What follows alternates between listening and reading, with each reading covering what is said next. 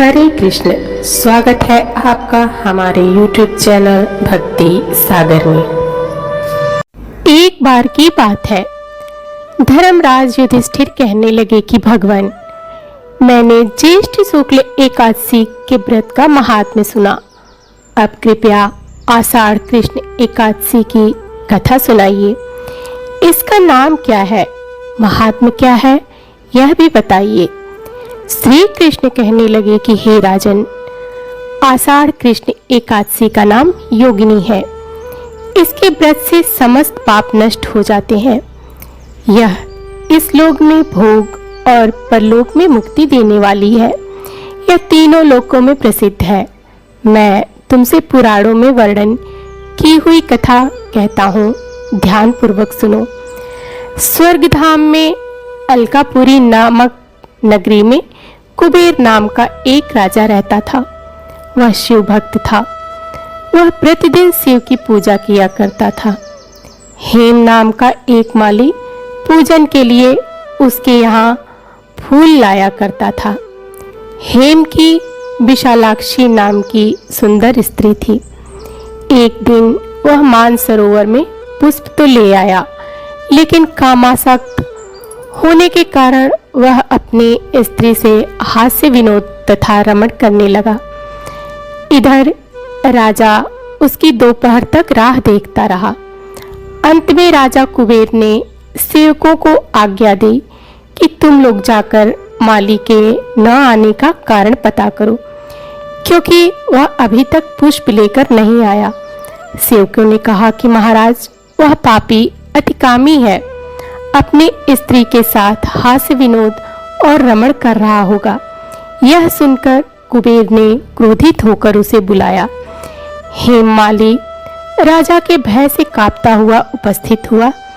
राजा कुबेर ने क्रोध में आकर कहा, अरे पापी, नीच, कामी, तूने मेरे परम पूजनीय ईश्वरों के ईश्वर शिव जी महाराज का अनादर किया है।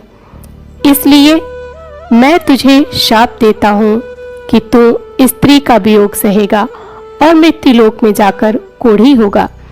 कुबेर के शाप से हेममाली का स्वर्ग से पतन हो गया और वह उसी क्षण पृथ्वी पर गिर गया। भूतल पर आते ही उसके शरीर में श्वेत कोढ़ हो गया। उसकी स्त्री भी उसी समय अंतर्ध्यान हो गई। मृत्युलोक में आकर माली ने महान दुख भोगे। भयानक जंगल में जाकर बिना अन्न और जल के भटकता रहा। रात्रि को निद्रा भी नहीं आती थी, परंतु शिव जी की पूजा के प्रभाव से उसको पिछले जन्म की स्मृति का ज्ञान अवश्य रहा। घूमते घूमते एक दिन वह मार्कंडे ऋषि के आश्रम में पहुंचा, जो ब्रह्मा से भी अधिक वृद्ध थे और जिनका आश्रम ब्रह्मा के सभा के समान लगता था। हेममाली वहां जाकर उनके पैरों में गिर पड़ा।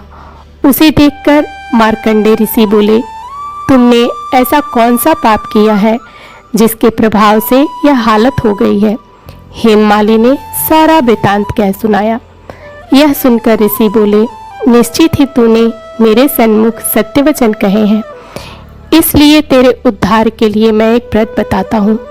यदि तू आषाढ़ मास के कृष्ण पक्ष की योगिनी एकादशी का विधि पूर्वक व्रत करेगा तो तेरे सब पाप नष्ट हो जाएंगे। यह सुनकर हेममाली ने अत्यंत प्रसन्न होकर मुनि को साष्टांग प्रणाम किया। मुनि ने उसे स्नेह के साथ उठाया। हेममाली ने मुनि के कथा अनुसार विधि पूर्वक योगिनी एकादशी का व्रत किया। इस व्रत के प्रभाव से अपने पुराने स्वरूप में आकर वह अपनी स्त्री के साथ सुखपूर्वक रहने लगा। भगवान कृष्ण ने कहा, हे राजन, योगिनी एकादशी का व्रत 88,000 ब्राह्मणों को भोजन कराने के बराबर फल देता है। इसके व्रत से समस्त पाप दूर हो जाते हैं और अंत में स्वर्ग की प्राप्ति होती है। तो यह थी योगिनी एकादशी की व्रत कथा। आप सभी को यह कथा कैसी लगी कमेंट बॉक्स में जरूर बताएं और हमारे चैनल भक्ति सागर को सब्सक्राइब करना ना भूलें। धन्यवाद।